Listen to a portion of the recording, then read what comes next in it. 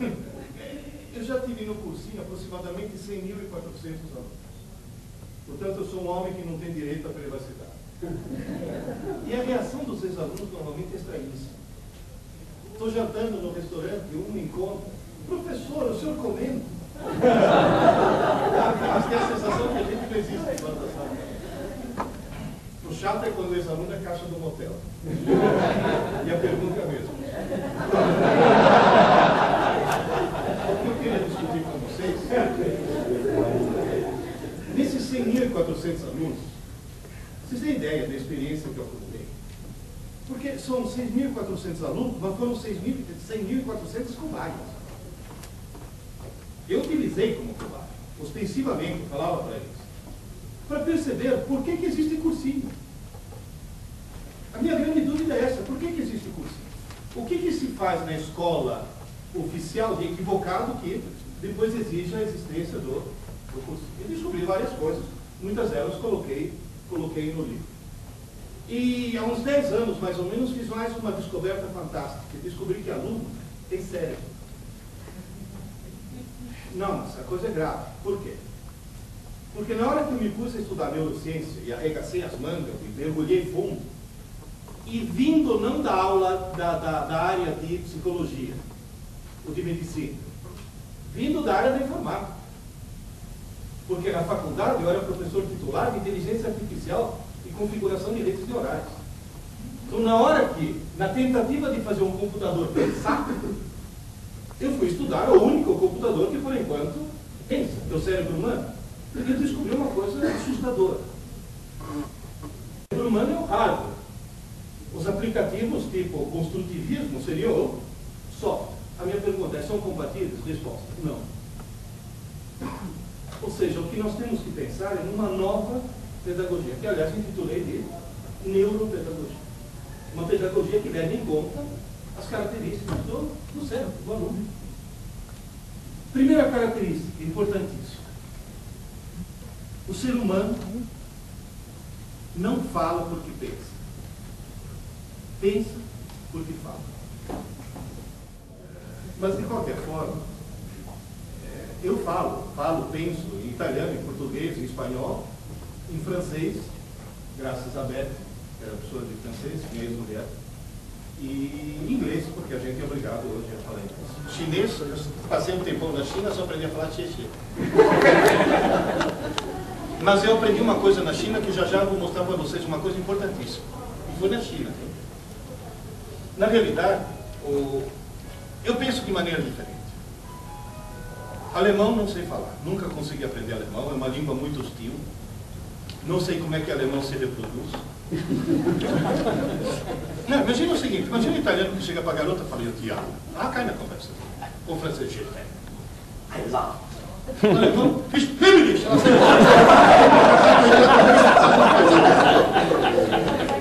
Mas, de qualquer forma, eu tive uma aula de alemão. Me ensinaram que G, você não lê G, você lê G. EU, você lê OI. E se você me der um texto em alemão, eu leio. Guten Morgen, mein lieber Freund. Wie geht's? Alles gut, né? Gehen wir ins Schwarze Kaffee trinken? Ja, bitte. O que seria o sonho? Ou seja, o que eu sou em alemão? Analfabeto funcional. Alguém que sabe transformar letras em sons, mas não em ideias. Esse é o ponto-chave. Na verdade, em português nós temos algumas armadilhas linguísticas terríveis. Uma delas eu descobri esse ano. Eu estava em Londrina, estou viajando o Brasil inteiro. Estava em Londrina, dei uma entrevista na Folha de Londrina, que é o jornal mais importante lá do Paraná, e a jornalista pegou uma frase minha, pensou essa frase e colocou na primeira página, em boa companhia. Vocês estão vendo o Obama. O Brasil tem milhões de alunos e pouquíssimos estudantes. Na minha opinião, a frase era muito óbvia. E ela achou que a frase era uma frase de efeito. Falei: mas por que você estranhou? Ah, professor, todo mundo acha que aluno e estudante seja a mesma coisa. E não é. Aluno é alguém que assiste aula. Estudante é alguém que estuda. E são duas atividades antagônicas. fundamental. Teve uma mãe que chegou para mim e falou: ah, minha filhinha estuda de manhã. Eu falei: ah, bom, então ela assiste aula à tarde. Não, ela assiste aula de manhã. Eu falei: ah, bom, então sua filha estuda à tarde. O senhor não entendeu, ela estuda de manhã. Aí eu parei. Eu falei: a coisa vai longe, a história vai continuar muito bem. Assistir aula é uma atividade coletiva e passiva. Estudar é uma atividade solitária e ativa. Quem assiste aula absorve, quem estuda produz. Portanto, não só não é sinônimo, como são antagônicas. Uma exclui a outra. E o grande problema dessa armadilha qual que é? Deu o último sinal, acabou a última aula, o que as pessoas dizem? Por hoje eu já estudei. Por hoje você já assistiu a aula, que é a parte menos importante do processo. Falta estudar. Esse é o problema. Existe mais preconceito. Pessoas que gastavam 14 horas por dia, ou não sei quanto tempo, e descobriram que estudavam muito e sem eficiência, quando poderiam estudar pouco e mais eficiente. Hoje de manhã cheguei para os pequenos, de sexto e oitavo, falei: bom dia, eu vim aqui pedir para vocês estudarem menos. Eu fui aplaudido entusiasticamente, mas eles só faltou soltarem fogos de artifício. E o pior é que eu mostrei para eles que eles teriam que estudar menos, mas na hora certa. Como é que se estuda corretamente? Qual é a palavra em comum a todos os títulos? Inteligência. Na frente de cada um de nós existe uma escada chamada escada da inteligência. Todo dia você pode subir um degrau. Só que é um degrau por dia. Um degrau por dia significa o quê? Que o processo de aprendizagem dura exatamente 24 horas. Começa, acontece e se encerra em 24 horas. Tradução: não dá para deixar para amanhã. Está bem claro isso? É que nem o maná no deserto. O maná do dia tinha que ser consumido no dia. Se deixar para o dia seguinte, amanhã se podre. E o pior de tudo é que eles não deixam para o dia seguinte, eles deixam para o fim do bimestre. E tudo deveria acontecer em 24 horas. Se nessas 24 horas ele fizer 3 coisas na ordem certa, amanhã de manhã acorda um degrau acima. Se fizer de novo as 3 coisas, mais um degrau amanhã de manhã. Todo dia um degrau. Se uma das 3 coisas não for feita, ou for feita na ordem errada, amanhã acorda no mesmo degrau onde estava no dia anterior e acaba de jogar na lata do lixo um dia da vida que não volta nunca. E lá no cursinho, lá em São Paulo, no ano, eu tive 100.400 alunos que descobriram que não jogaram um dia ou outro na lata do lixo. Jogaram anos da vida deles na lata do lixo. Então, na realidade, vamos nos preocupar bastante e tentar mudar as coisas. Qual é a missão que a gente deve ter? Fazer subir a escada da inteligência, tanto a gente quanto os alunos. Professor Pierre, quais são as 3 coisas que eu devo fazer para subir a escada? Número 1, assistir a aula com atenção para entender. 2, estudar aquela aula depois da aula, ativamente, para aprender. 3, dormir uma boa noite de sono para fixar. Feitas essas 3 coisas, no dia seguinte, eu acordo um degrau mais inteligente com uma informação a mais no meu cérebro. Está bem claro isso? Ou seja, o cérebro funciona de tal sorte que toda aula assistida hoje deve ser estudada hoje, antes que se passe uma noite de... Papais e mamães, quem assiste a aula de manhã tem que fazer a lição à tarde e não dormir à tarde. Quem assiste a aula à tarde tem que fazer a lição à noite, não na manhã seguinte. E quem assiste a aula à noite está ferrado. Quem assiste a aula à noite vai fazer o que eu fiz. Eu fiz vestibular, eu já era casado, já tinha uma filha e outra a caminho. Casado com mulher grávida, eu tive a coragem de fazer um vestibular. E entrei na física da USP. De dia eu trabalhava para sustentar a família. À noite assistia aula na física. Chegava em casa exausto e ia dormir meia hora mais tarde. Aquela meia hora era preciosa, porque tem que ser antes que se passe uma noite de sono. Sr. Pierre, onde que eu consigo meia hora? Quer um conselho? Desliga a TV. É o maior ladrão de tempo que tem. Ah, mas a professora mandou estudar um texto. Que horas que eu vou ler aquilo? Queridas, 85% da minha cultura foi adquirida em cima de um vaso sanitário. Portanto, tempo para ler você sempre vai encontrar. Está bem claro isso. Dessas minhas viagens todas, eu tenho feito palestra para alunos,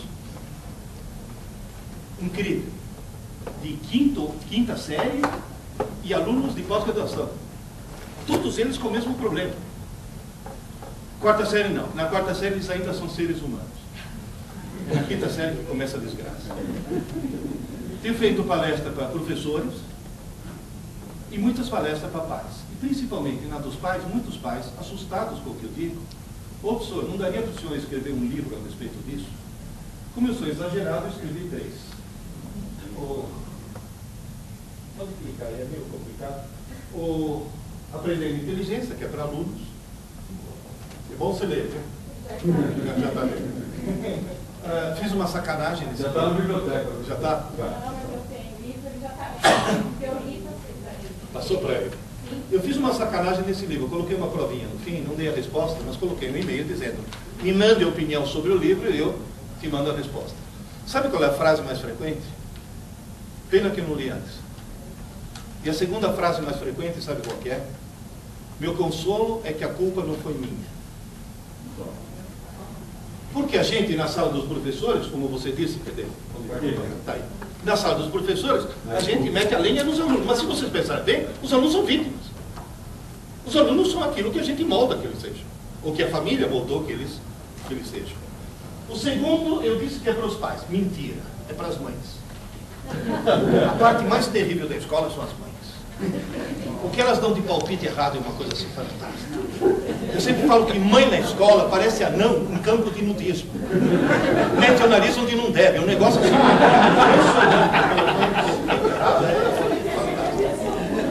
E o terceiro volume, que espero que vocês leiam, é para professores e pedagogas inteligentes. Quando eu falei isso, meu filho falou: pai, que meu filho é meu editor, eu acho que em Brasília não vai vender muito. Porque realmente em Brasília nós temos problemas. Mas aí está mais um preconceito. Qual é a palavra em comum aos 3 títulos?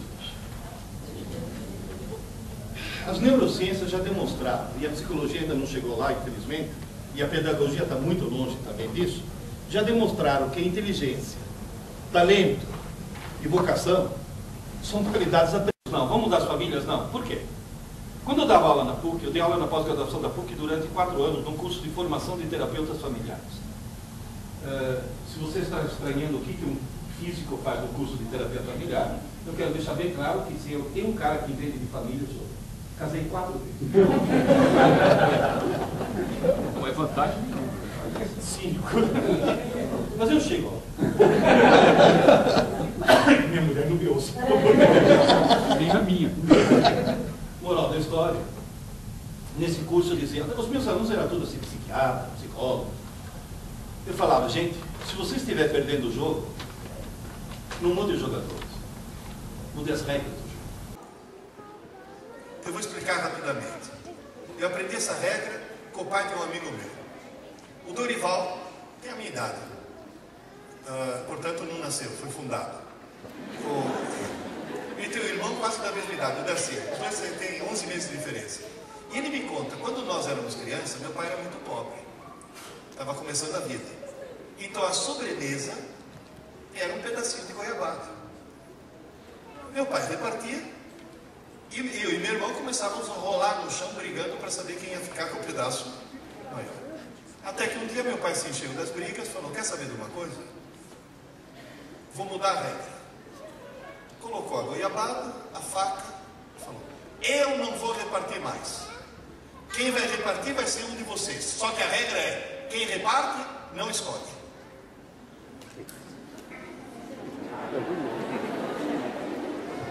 O cara que repartia cortava de átomos no meio. Para ter certeza que os 2 pedaços fossem iguais. Funcionou? Funcionou. Precisou trocar os filhos? Não mudou os filhos, mudou a... só mudar as regras do jogo. Então é facílimo. O Brasil poderia virar Finlândia amanhã. Amanhã. Se conseguíssemos, em 24 horas, mudar 3 regras. E nós vamos ver já com essa. Só que antes de mudar as regras, tem uma pergunta que não quer calar. Quem está muito arriba de nós outros? Os hermanos. Por que os alunos argentinos são muito mais inteligentes do que os alunos brasileiros? Por que o trânsito de São Paulo está um inferno? Porque só na cidade de São Paulo tem mais veículos que na Argentina inteira. Vocês sabiam disso? E por que os argentinos são mais inteligentes? Porque só na cidade de Buenos Aires tem mais livrarias do que no Brasil inteiro. Eu vou repetir. Só na cidade de Buenos Aires tem mais livrarias do que no Brasil inteiro. E eu vou relatar. Eu estava em Buenos Aires, precisei de um remédio às 3 horas da manhã. Saí do hotel e antes de achar uma farmácia aberta, achei 2 livrarias abertas. Às 3 horas da manhã. Então, na realidade, a grande diferença é essa. Eles são mais cultos que a gente porque eles leem muito. Ponto final. Aluno argentino lê. Aluno brasileiro assiste Malhação. Essa Agora vocês vão dizer, professor, quais são as 3 regrinhas a serem mudadas? É só fazer os alunos brasileiros, em primeiro lugar, só transformar aluno em estudante. Já começa por aí. Aluno é aluno, estudante é estudante. Nós temos muito aluno, tem que transformá-los em estudantes. E fazer os alunos deixarem de cometer 3 erros. O terceiro já cometeu, né? Somos um país de analfabetos funcionais. 70 milhões de brasileiros jamais leram um livro. E outro tanto leram 1, 2 ou 3 no máximo. Eu conheço um cara em Brasília que só leu 3. Aliás, 3 não, 2,5. O terceiro não acabou de colorir ainda. Agora, o outro problema é esse daqui. Os alunos brasileiros não sabem mais assistir aula. Isso se deve a uma coisa terrível chamada Estatuto da Criança e do Adolescente, que tirou do professor toda e qualquer autoridade que ele poderia ter durante uma aula. Porque se hoje numa aula o professor chegar e falar, ô seu tonto, cala a boca, que você está atrapalhando os outros, o cara é processado. Ele chamou o aluno de tonto, mandou calar a boca e humilhou na frente dos outros. Infringiu pelo menos 3 itens do estatuto. Então, na realidade, o que... Hein? Constrangimento. 4. Então, na realidade, o que nós temos que fazer, o que é? É criar o estatuto do professor. Fazer o professor, por exemplo, ter fé pública. A palavra do aluno contra a palavra do professor. Quando eu trabalhava como garçom, a primeira coisa que me ensinaram foi o cliente sempre tem razão. Não é isso? Então, na escola, é o contrário. É o professor que sempre tem razão, mesmo que não tenha. Depois, se não tiver, vai discutir com a direção. Mas, por princípio, o professor tem a razão. E olha, que eu não estou nem advogando em causa própria. Que eu tenho quase 67 anos. Quando completei 60, eu descobri que o Estatuto do Idoso prevalece sobre o da criança e do adolescente. Não estou brincando. Eu posso bater nos alunos. Eu sou o que eu acalentei durante toda a minha carreira. Mas, de qualquer forma, é um problema, sim, terrível. É um problema seríssimo. Agora, o câncer do sistema educacional brasileiro é esse. Estudar para a prova. Porque quem estuda para a prova consegue ir bem na prova, consegue tirar boas notas, consegue passar de ano e consegue um diploma. Só não consegue aprender. Só. Tenta imaginar um cara que me entra na FUVEST no curso de Direito. Vocês concordam que alguém que na escada da inteligência já está num bom lugar, que é muito competitivo entrar em Direito na FUVEST, na USP? Aí o cara passa 5 anos estudando Direito no Largo São Francisco, com a família sustentando. O cara não precisa nem trabalhar. Se forma bacharel em Direito, você vira o diploma dele de bacharel, a menor nota dele foi 8. Um bom aluno. Ele vai fazer o tal exame da ordem e consegue ser reprovado. Consegue ser reprovado no exame da OAB, que cobra o quê? Direito. O que ele fez? Estudou 5 anos do quê? De Direito. Então vamos lá, vai. Pergunta número 1. É alguém lesado mentalmente? Não. Alguém que passou no vestibular da FUVEST competitivo desse jeito? Não é. Segunda coisa, é alguém que fez Direito na Unisquina? Não. Fez Direito no Largo São Francisco. Como é que ele conseguiu ser reprovado? Passou 5 anos da vida dele estudando para a prova, nunca estudou para aprender. Essa é a desgraça, é o câncer do sistema educacional brasileiro. Vamos dizer, mas se ele tira uma boa nota, não quer dizer que aprendeu. Se ele estuda para aprender, óbvio que vai tirar boas notas. Mas se ele estuda para tirar nota, não quer dizer que tenha aprendido. Existem duas técnicas para tirar uma boa nota sem aprender. Uma é ilegal. Vocês sabiam que vocês, na faculdade, se um aluno com mais de 18 anos for regulando, teoricamente você teria que fazer BO? É ilícito, penal. E eu sempre falo, a frase mais canalha que já escutei desde que estou no Brasil é a famosa: quem não cola não sai da escola. Isso é canalice.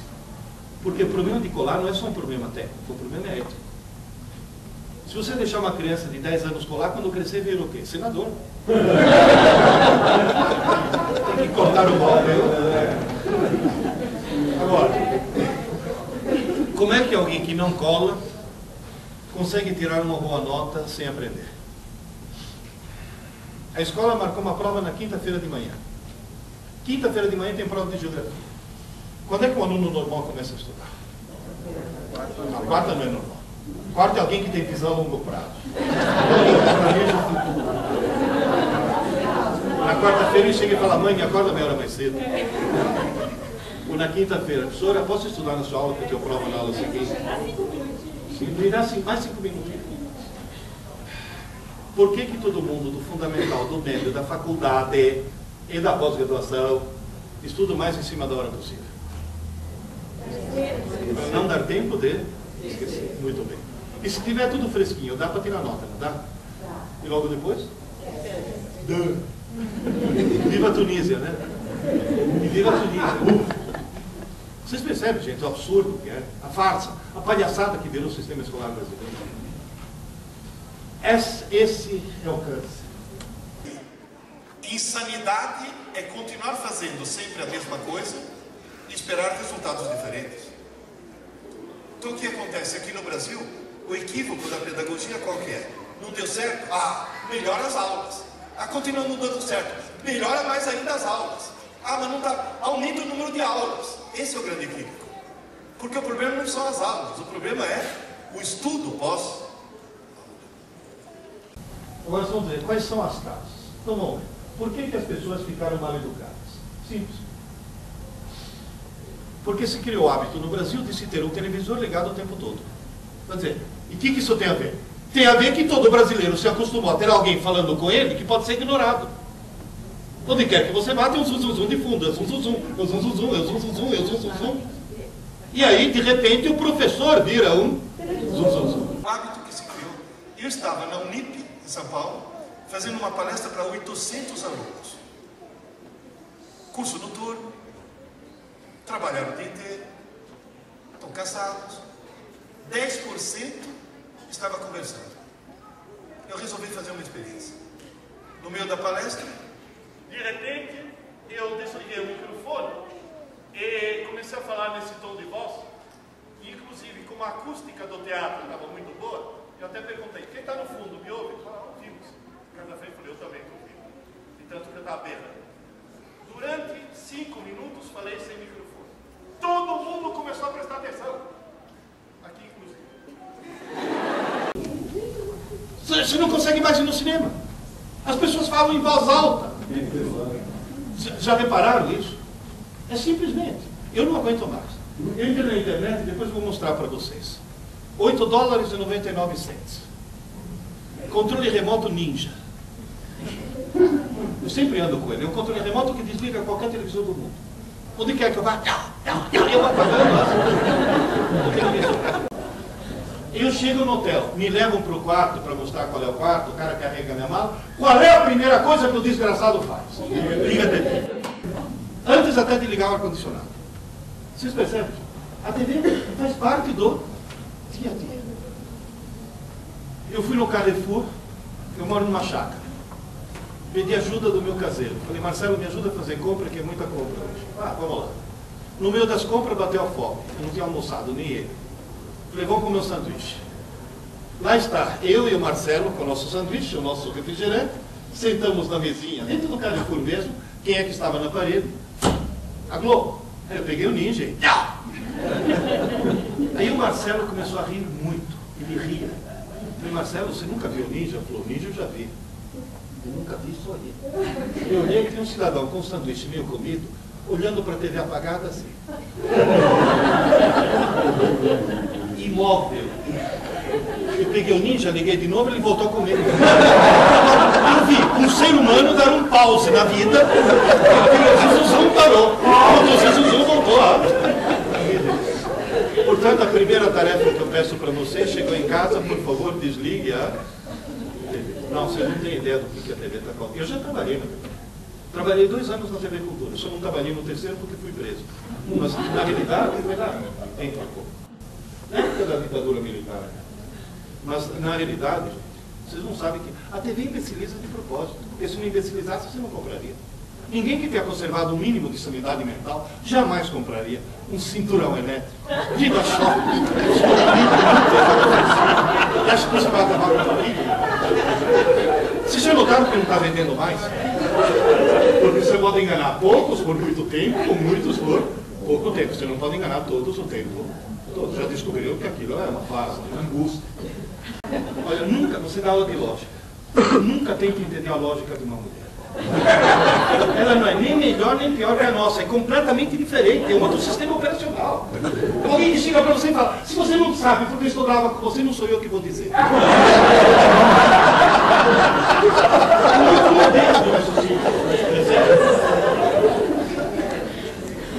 Vocês estão rindo. Você aí na câmera, é casado? Não. Não, você vai casar. Você entendeu o que é lógica feminina? Ela vai passar 20 anos tentando te mudar. Quando consegue, vai falar, você não é mais o mesmo.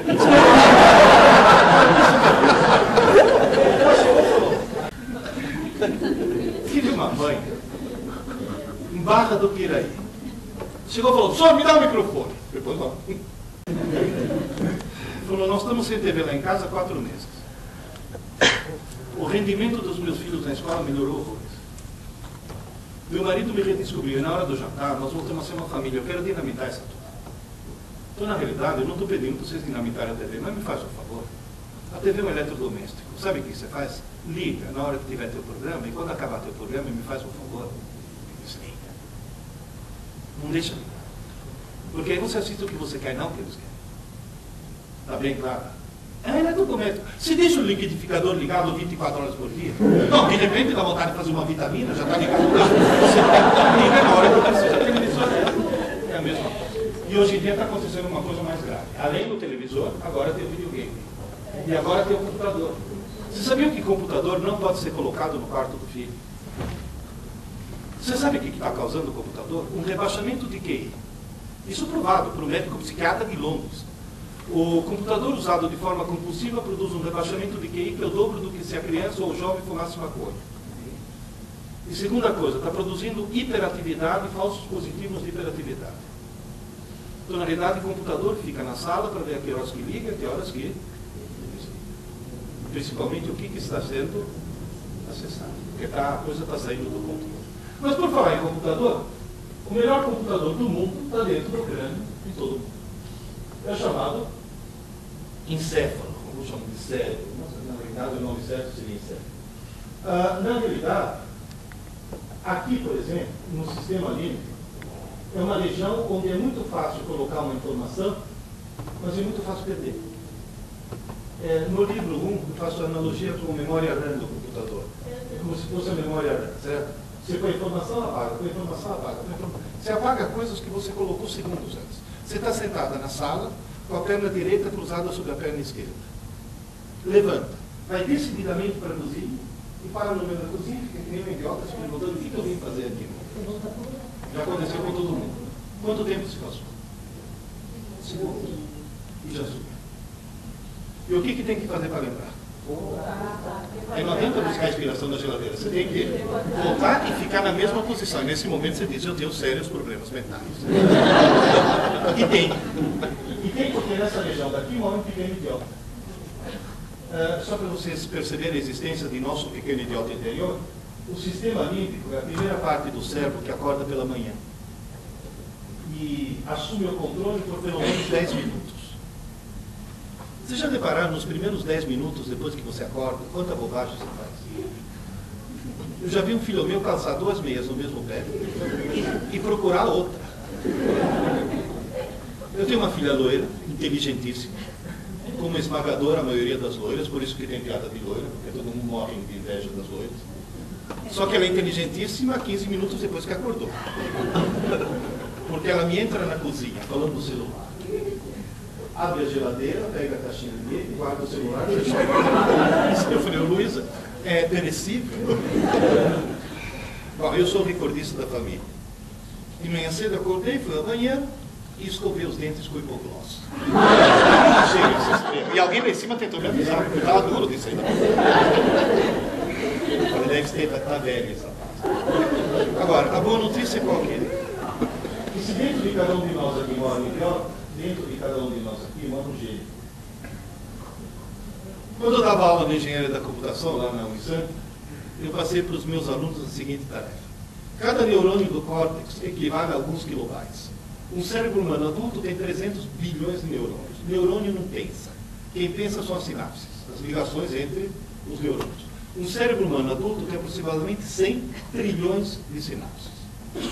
Dimensione quantos computadores de última geração você precisaria ligar em rede para simular um córtex humano. Resposta, no mínimo, 15 mil. 15 mil.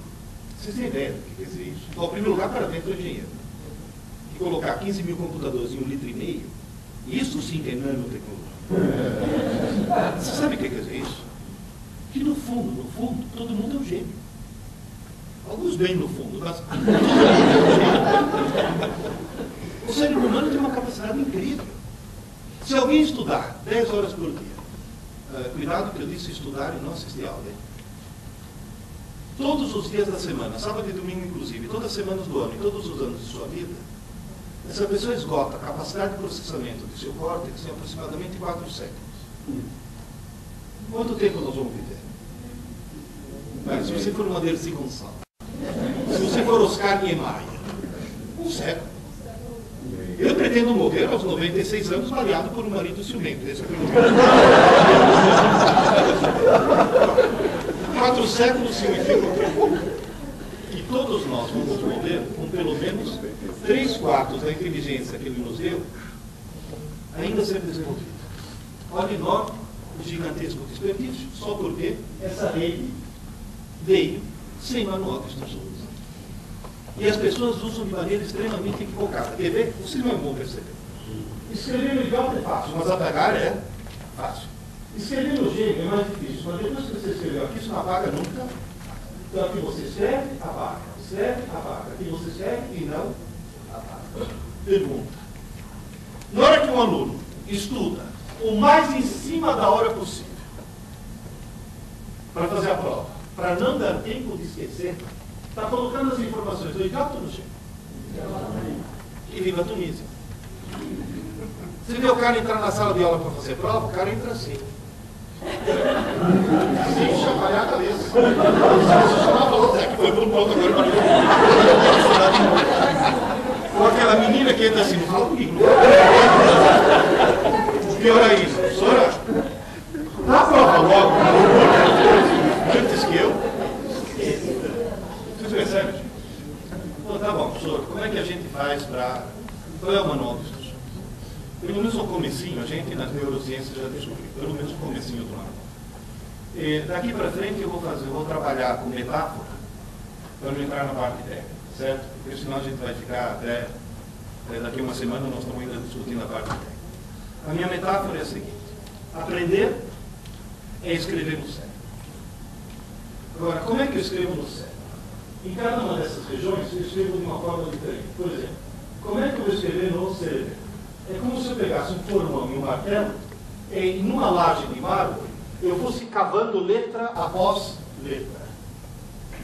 Demora. Escrever uma frase é um negócio muito demorado. Dou martelada no dedo. É um sistema altamente ineficiente. Mas tem uma vantagem. Qual que é? Você não apaga nunca. Por exemplo, andar de bicicleta. Levanta a mão que levou algum tombo para aprender a andar de bicicleta. Quem não levantou não sabe andar de bicicleta. Moral da história. Por que levamos tantos tombos? Porque foi difícil. Letra após letra, dia após dia, tombo após tombo. Agora você fica 30 anos sem subir numa bicicleta. Daqui a 30 anos você sobe. O que vai acontecer? Você sai andando. Sai andando. Moral da história, você pode dizer o que eu aprendi a andar de bicicleta. Porque aprender para sempre. Um dia eu estava atravessando a Avenida Paulista com um dos meus filhos. Era o 5.2. Ele tinha 14 anos. É o quinto filho do segundo casamento. O 5.2 chegou para mim e falou: pai, o que está escrito no alto daquela igreja? Era o Colégio São Luís, sabe a igreja do Colégio? O que é aquele Deo in Lorenzo Sancti Aloisi? Eu falei: o que é isso, pai? Eu falei: é latim. Você sabe o que está escrito? Eu falei: não sei, deixa eu ver. Deo, terminação em O é dativa, então objeto indireto. In honorem é acusativo, é a preposição em vez de acusativo. Sancti Aloisi, evidentemente genitivo. Aí, filho, está escrito que essa igreja foi construída para Deus em honra de São Luís. Ele me olhou de uma forma muito estranha. Pai, você não é professor de física? Eu falei: só. Você sabe latim? Eu falei: filho, quando eu tinha a tua idade, latim era uma das matérias da escola. Eu aprendi latim quando eu tinha a tua idade. Nossa, pai, mas faz tanto tempo. Os nossos filhos vão nascer, né? Nós vamos fundar. Eu falei: filho, eu não falei que eu tive aula de latim. Eu não falei que me ensinaram latim. Eu falei que eu aprendi. Enquanto você aprende para. Lá no ano, quebrando o pau com o Sorocaba, não sei se você chegou a ver aula com ele. Eu falei: Sorocaba não é uma coisa muito simples. Você escreveu. E Newton enunciou a primeira lei da dinâmica textualmente assim. Eu falei: quem disse textualmente? Não, é textualmente. Eu falei: você traduziu errado.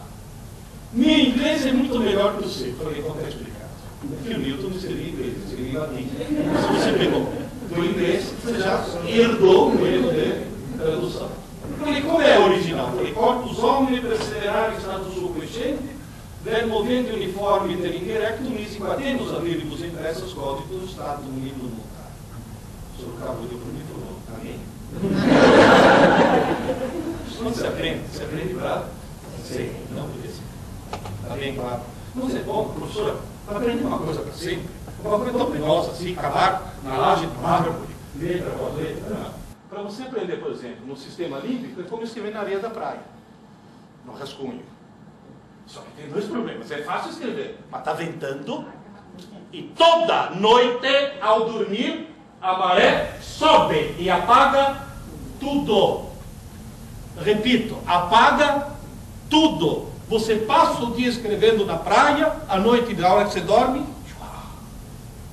Portanto, o processo de aprendizagem vai de maré a maré. Se nesse intervalo não acontecerem as coisas certas, o dia está perdido. E tem que falar: não, professor, por que apaga tudo? Porque amanhã, quando você acordar, você precisa de uma praia limpinha para poder escrever o dia seguinte. Atenção, pergunta interessantíssima. Meu filho almoça. Depois do almoço, pode tirar uma soneca? Pode. As neurociências mostram que, para não perder nada, a soneca pode durar no máximo 15 minutos. 15 minutos. Ah, mas meu filho dorme a tarde toda que nem um porco. Tratamento de 3 dias de CAG. 3 dias de CAG resolve. CAG. Copo de água gelada. Almoçou? Neném dormiu? Deixa eu dormir. Quanto tempo? 15 minutos. Deu 15 minutos? Só! Gelada e não fria. Tem que traumatizar. No dia seguinte, dormiu 15 minutos. Só! Terceiro dia, só. No quarto dia, ele ouve teus passos se aproximando. Quem já passou uma noite em claro sabe muito bem que no dia seguinte fica meio abobado. Porque a maré não subiu. Então apaga tudo. Você passa o dia inteiro escrevendo na praia. Blá blá blá, blá blá blá, blá blá blá. Quando a praia está cheia, a reação é sono. Sono não é corpo cansado. O corpo não sente sono. Sono é cérebro entupido. Eu sempre vou falando: olha, vai dormir para a maré subir.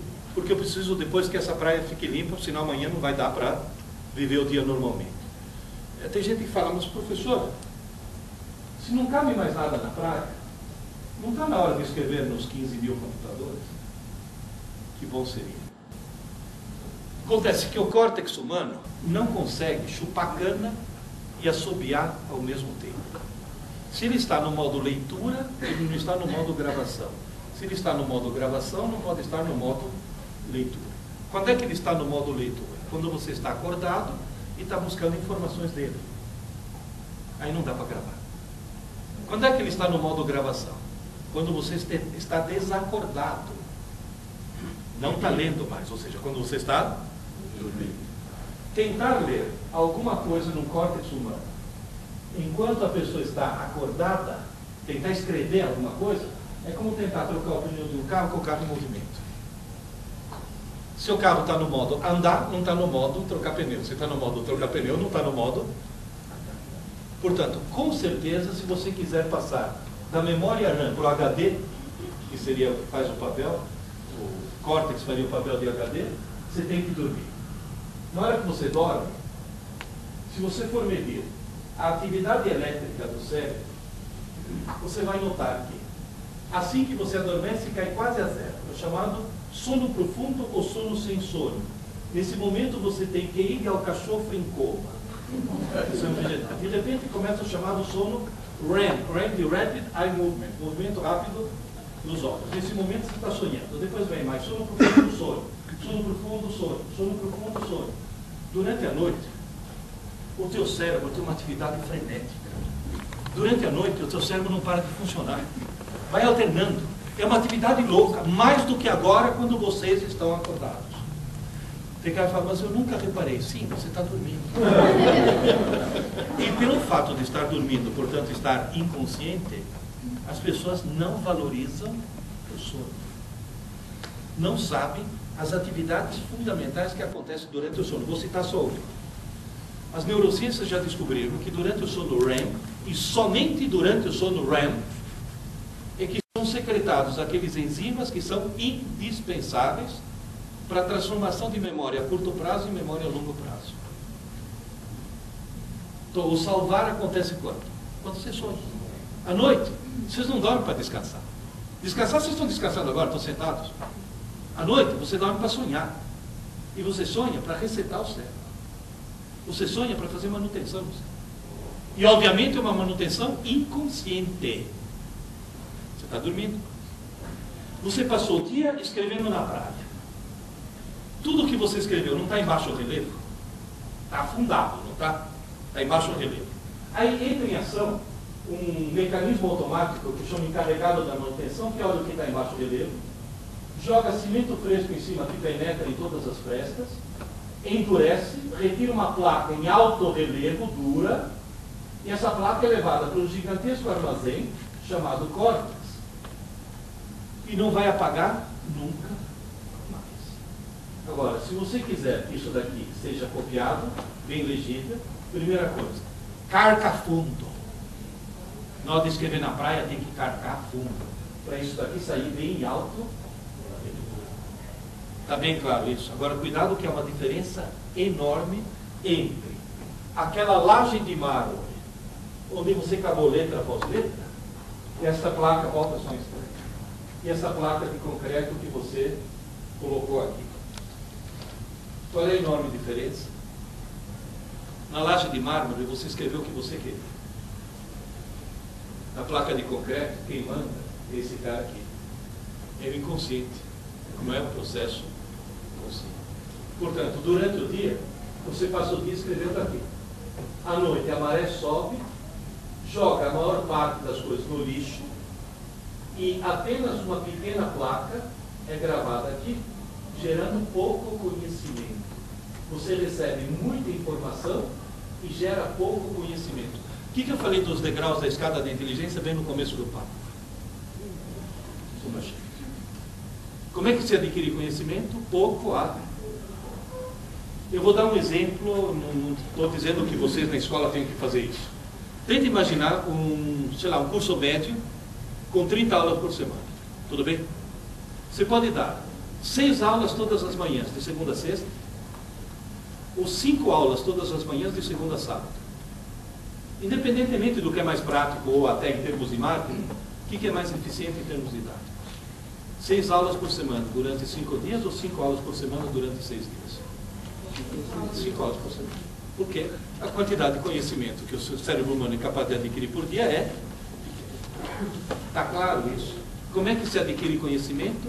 Pouco a pouco, gota a gota. Como loira toma iogurte. Por que loira toma iogurte com conta-gotas? Porque na embalagem está escrito consumir até janeiro de 2010. Com conta-gotas e chinelo na mão, porque tem lá todas as livros, né? Nunca se sabe. Mas, de qualquer forma, é pouco a pouco. Tem gente que fala, professor, na cabeça de um aluno normal, toda noite, o que vai para o lixo? As aulas. O que vai para a memória permanente? As abobrinhas. A habilidade é fantástica. Por exemplo, um professor de geografia dá uma aula importantíssima. No meio da aula conta uma piada. 2 meses depois, o que o desgraçado lembra de toda aquela aula? E quanto mais idiota for a piada, mais... Minha filha loira mora em Brasília. Ela faz interurbano para me contar piada idiota. Vocês acreditam? Me liga, interurbano. Pai, como é a torcida do time das loiras? Como é, Luiz? É assim, pai. Sou loira, loira, loira, loira, loira. L, O. Sou loira, sou loira. Ela liga. Aí ela me liga. Pai, vou para São Paulo te visitar. Você vem me pegar no aeroporto? Eu falei, vou te pegar. E me conta, vai. Qual é a última de loira? Tem uma ótima que não dá para contar por telefone. Olha, que foi receber, eu estava curioso, né? E qual é a tal piada? Falei, por que toda loira que mora perto de uma cachoeira tem orelhas de abano e a testa vermelha? Eu falei, por que ela tem orelhas de abano e a testa vermelha? Falei, pai, porque ela mora perto de uma cachoeira. Toda manhã, quando ela acorda, ela fala, que barulhão é esse? É a cachoeira. É a piada mais idiota. Eu já escutei em toda a minha vida. Eu escutei uma coisa estúpida. Agora, olha bem no meio dos meus olhos. Adivinha aqui que vocês mais vão lembrar dessa palestra. Vocês vão dizer, mas como é que eu faço para fazer as aulas serem gravadas também? Simples. Esse truque foi descoberto em vários lugares do mundo, em várias épocas. Por exemplo, em 1953, um pai japonês desesperado descobriu que o filho dele não conseguia aprender matemática. A sorte foi que foi numa época que as psicopedagogas não tinham essa mania da descalculia.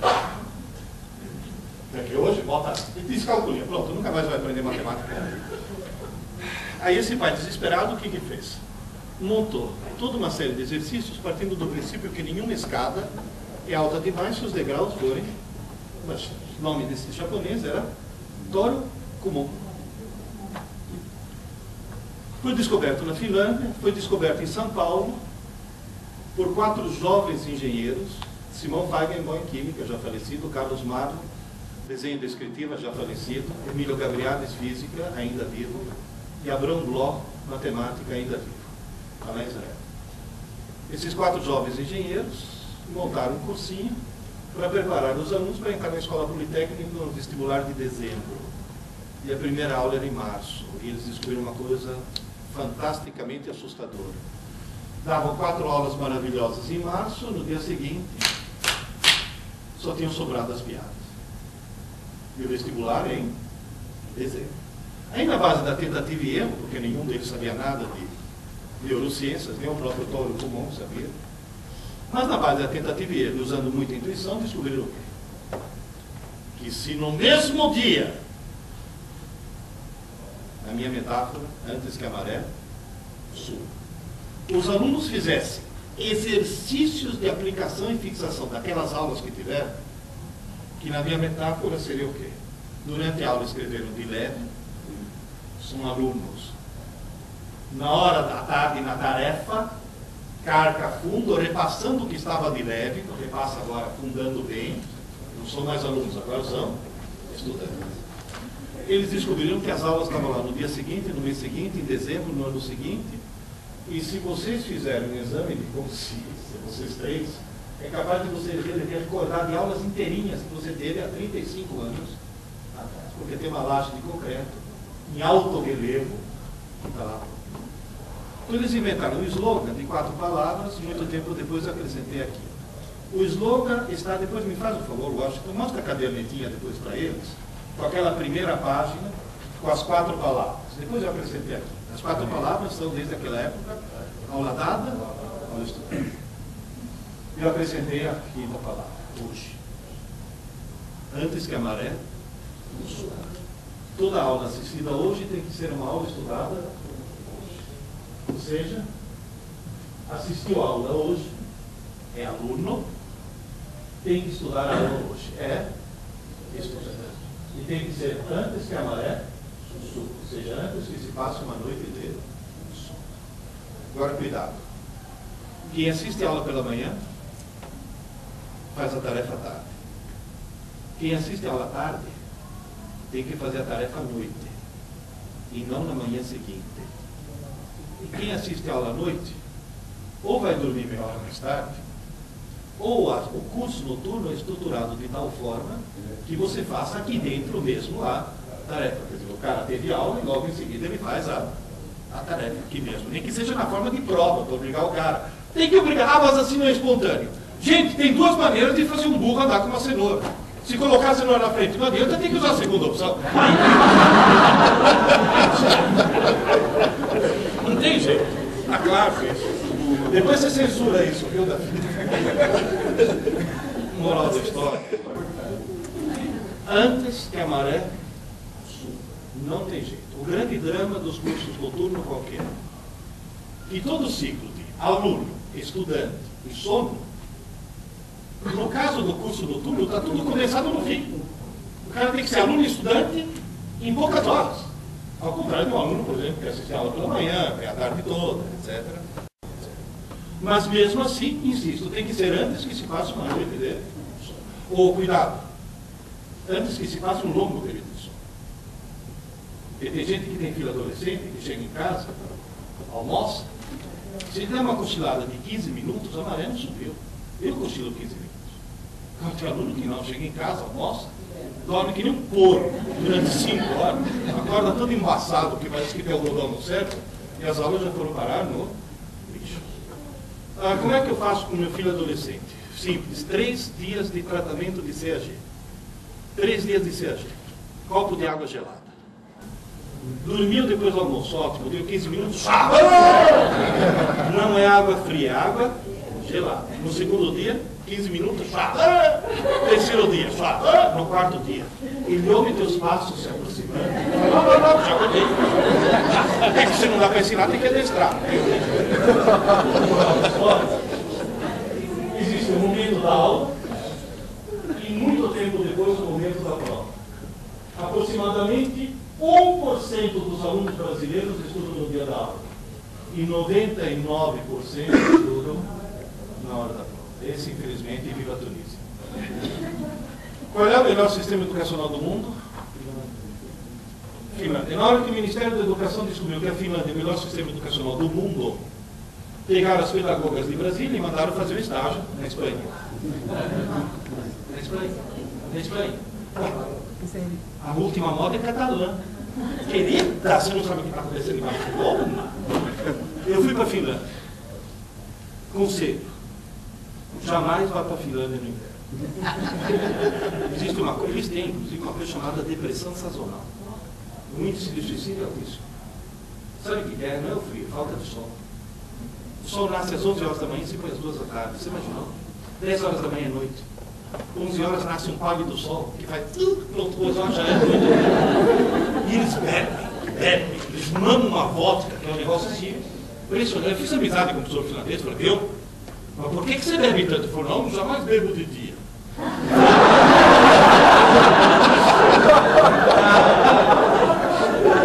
O que eu descobri na Finlândia? Eu descobri que a Finlândia é um país altamente feminista. Metade do parlamento finlandês são mulheres. A multinacional de maior sucesso da Finlândia é a Nokia, líder mundial em celulares. Quem a transformou em líder mundial? Seu presidente, que é inteligentíssimo. Quem é o presidente da Nokia? Uma mulher. Todas as mulheres finlandesas trabalham, só que como a Finlândia é um país de primeiro mundo, não tem desigualdade social, portanto não tem babá, não tem empregada doméstica. Portanto, todas as escolas finlandesas são período integral, porém, só tem aula pela manhã. Eu fui à tarde. O que eu descobri à tarde? Simplesmente que as crianças, além de fazer esporte, cada um deles tem sua escrivaninha, com suas gavetas, seus livros e seus cadernos, e todos eles, em silêncio e solitariamente, fazem aula dada, aula estudada. Na Coreia é assim, na China é assim, no Japão é assim. No Brasil era assim, porque quando eu era aluno eu tinha a minha escrivaninha dentro da escola, com as minhas gavetas, eu era obrigado a ficar 3 horas sentado na frente daquela escrivaninha toda a tarde. Ou seja, além de aluno eu era obrigado a ser estudante. Vocês percebem? Agora eu vou dizer uma coisa. Eu conheço escolas do mundo inteiro.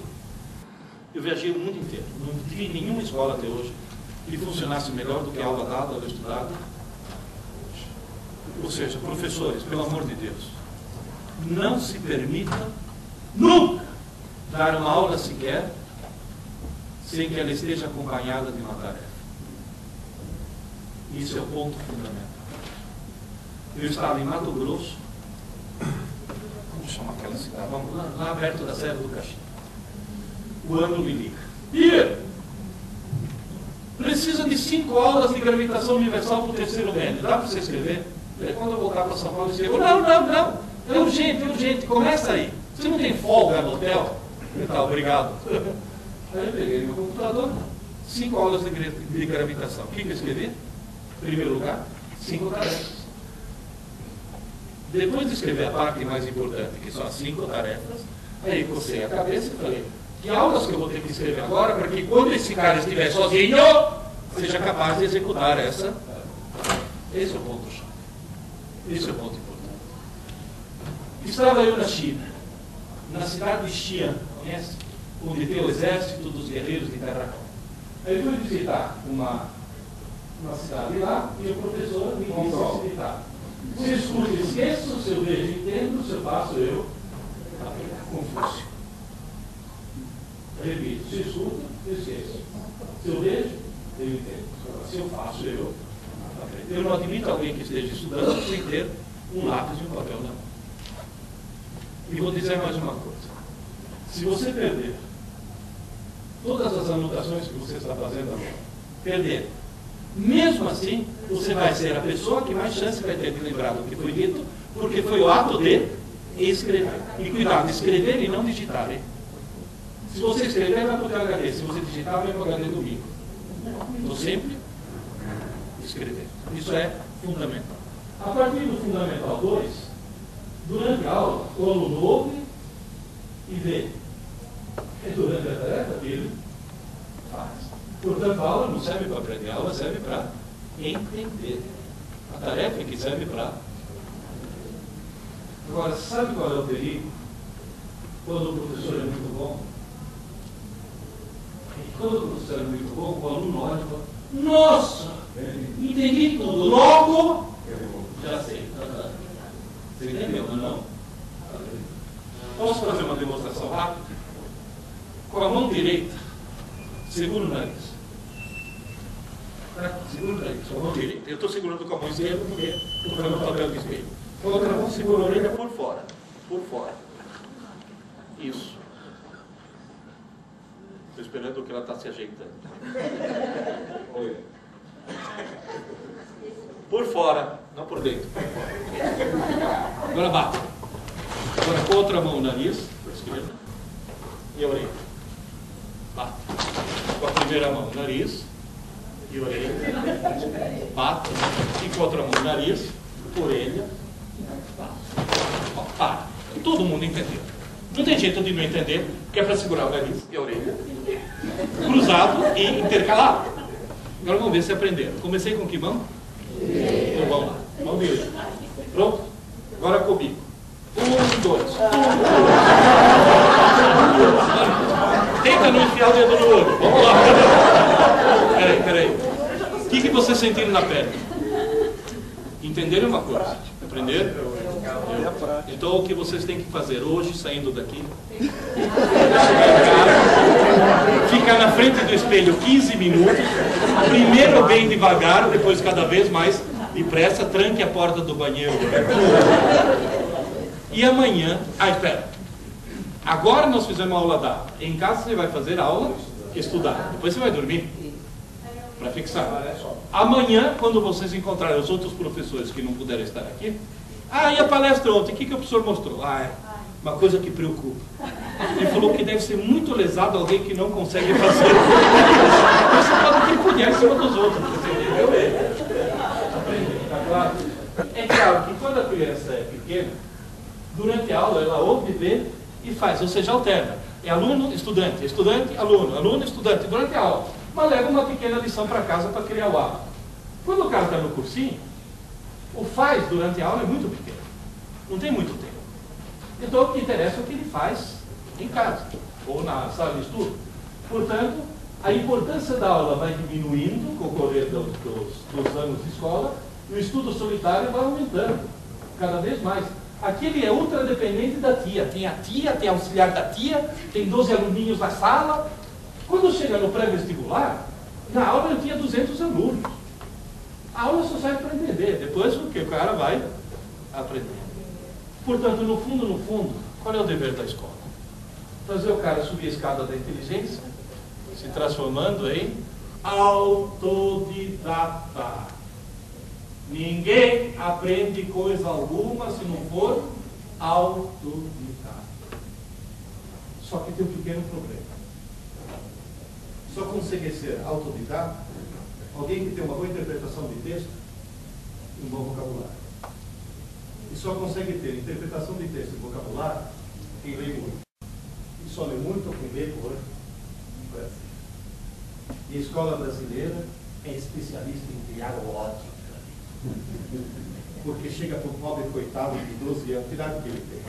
14, de 14 anos. A mão e a luz. Chega e fala, você vai descobrir o prazer pela leitura, toma, Iracema. E vocês riram, porque todo mundo passou por isso. Certo? Chega para alguém de 14 anos, dá a mão com casmurro. O que alguém de 14 anos vai se interessar pelo diário de um corno, meu Deus do céu? Para com isso. Tem que criar o prazer pela leitura. E o prazer pela leitura é criado dando opção de escolha. Não obrigue nunca ninguém a ler.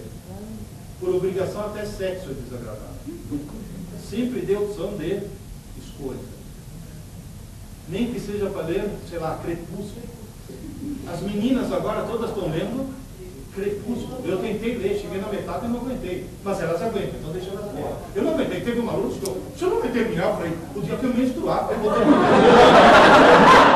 E o computador de cromossomas XY você vai capaz de terminar um negócio desse. Depois de ficou. Meu filho, 4.2. 15 anos de idade ele tinha. Ele chegou para mim e falou, pai, estou muito preocupado. Eu falei, por que, Adriano? Pai, eu descobri que não é que eu não gosto de ler. Eu odeio. Obrigado, agora que está preocupado sou eu. Falou, pai, você lê muito, né? Eu leio muito. Todas as minhas irmãs leem muito bem, todas as tuas irmãs adoram. Todos os meus irmãos também leem muito bem, todos os seus irmãos também adoram. Pô, pai, eu sou o único da família que me lê? Será que eu vou ficar burro? Eu falei, não, meu filho, você já é. Quem não lê, por definição, é uma besta. É uma técnica que eu uso para aumentar a autoestima. É que essa história de autoestima eu vou ter que contar. Tem que falar, você xinga teus filhos, xinga teus alunos, não é xingar. É tentar ajudar. Não, mas você lembra a história da menina que fez 18 anos, comprou carta de motorista, ganhou o carrinho do papai, saiu na estrada toda se achando o máximo, está escurecendo. De trás do morro tem uma curva em que aparece um carro que acende a luz baixa. Ela acende a luz baixa. Eu também tenho. Aí o cara acende a luz alta, ela acende a luz alta. Aí o cara passa por ela e grita, vaca! Ela grita, corno! Faz a curva e pum! Bate na vaca que estava no meio. Muitas vezes você pensa que a pessoa está te xingando, a pessoa está tentando.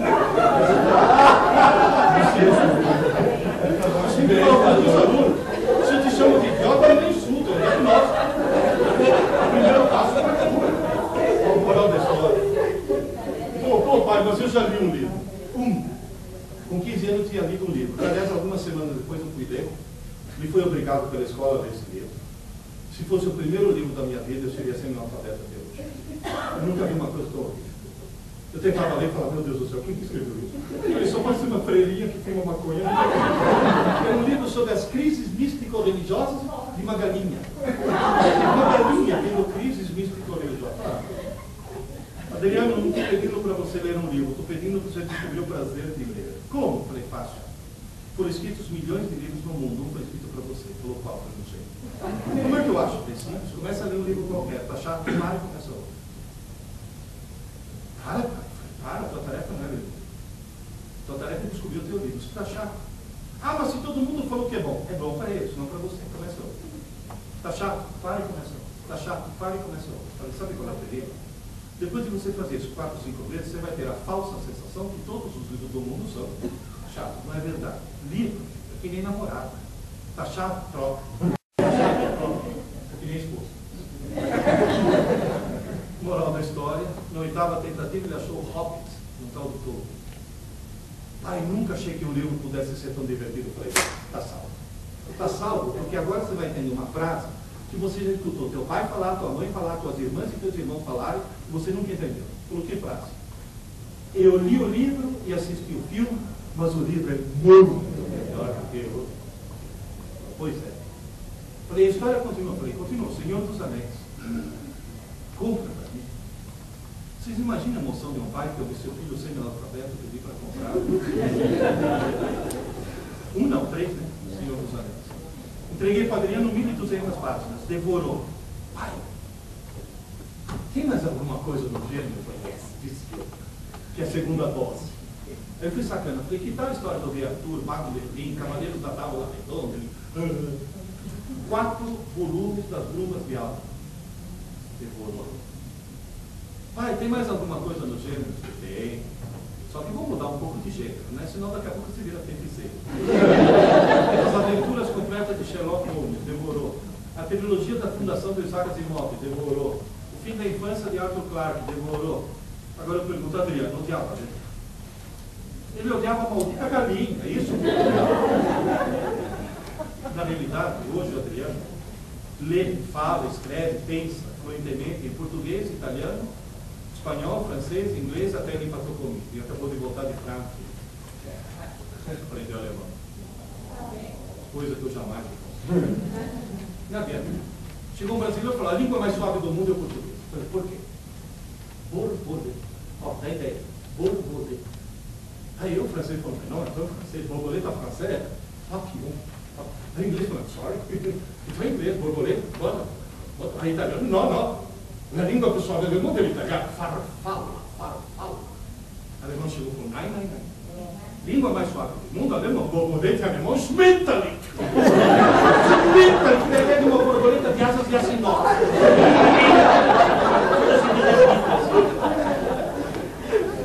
O Adriano é formado em administração de empresas e hoje é diretor de uma editora.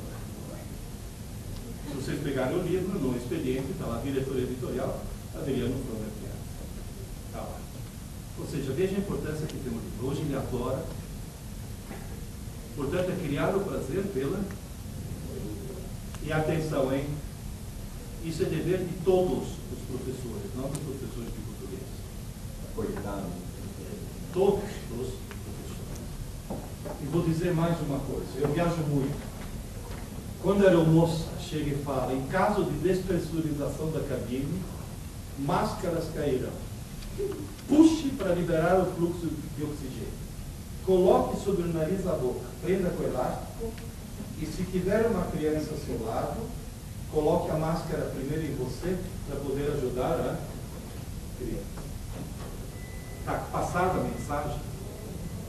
Quer que o aluno leia? Leia, torne-se um leitor. Eu vou encerrar lendo esse e-mail rapidamente.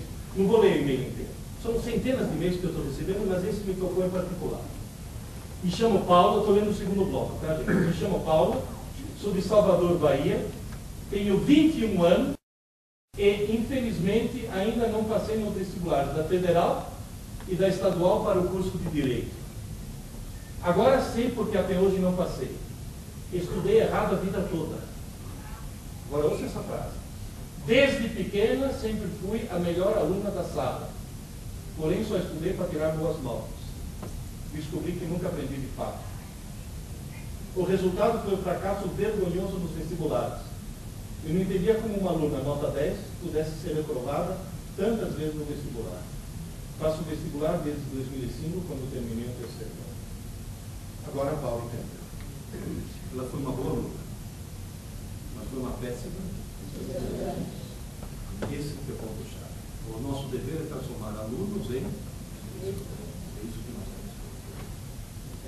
É o ponto-chave. O resto é tudo absolutamente seguinte. Se você tivesse falado, faz uma palestra curta de só 5 palavras, teria falado aula dada, aula estudada. E uma palestra mais curta ainda, em uma palavra só, leia! Nem que seja para ler Júlia, Bianca, Sabrina. Pelo amor de Deus. Está claro? Gente, muito obrigado. Desculpe ter segurado tanto tempo.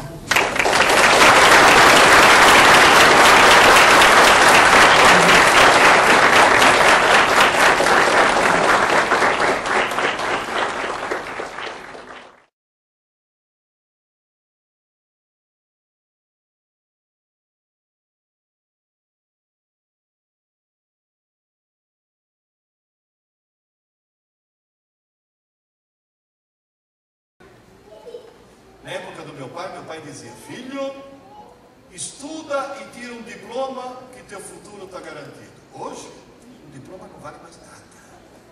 Diploma tem em qualquer esquina. Tem faculdade que, se você ligar para lá por engano e falar, desculpe, foi engano, eles vão falar, não, agora é tarde, já está matriculado. Diploma é a coisa mais fácil do mundo.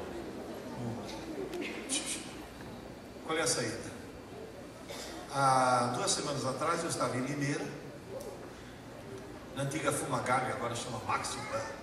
Eu estava fazendo uma palestra para gestores de RH, Relações Humanas, aquele pessoal que contrata. Eu perguntei para eles, na tua firma, tem vaga? Tem. Você está contratando? Estou tentando. E está conseguindo? Ele falou, não. Eu falei, por quê? Professor, chega a cara com diploma, na hora que eu vou checar o cara é uma anta. Na hora de fazer um teste bobinho de inteligência, o cara é uma anta. Não adianta o cara ter diploma, o cara tem que ter inteligência. Sabe o que quer dizer isso? A partir de hoje, faça seu filho subir a escada. Se ele começar a subir a escada, ele vai oferecer ao mercado de trabalho o que o mercado mais procura. As portas vão estar abertas para ele. Ele vai ficar cada vez mais inteligente. O que o mercado de trabalho quer é inteligência. Está bem claro isso. Eu estava em São José dos Campos conversando com um rapaz, um estudante do ITA. Falei, e você? Quando você se formar, você vai pegar teu diploma e bater de porta em porta para obter emprego? Eu falei, professor, que isso? Faltam 2 anos para me formar, já estou de contrato assinado com o banco. Faltam 2 anos para me formar e já estou de contrato assinado com... Não vou falar o nome do banco por questões éticas, vou falar só as iniciais. HSBC. Eu perguntei para ele, falei, escuta, mas você vai se formar em quê? Eu falei, você é engenheiro aeronáutico. Ué, o HSBC vai começar a construir avião? Ele falou que nada, eu vou trabalhar no financeiro. E sabe por que ele está contratado? Porque quem faz o ITA está subindo a escada. Eles querem gente que suba a escada. E lembre-se, inteligência se aprende. E para se aprender é só fazer 2 coisas facílimas. Uma, virar leitor, ler muito, e a outra, estudar pouco, mas todo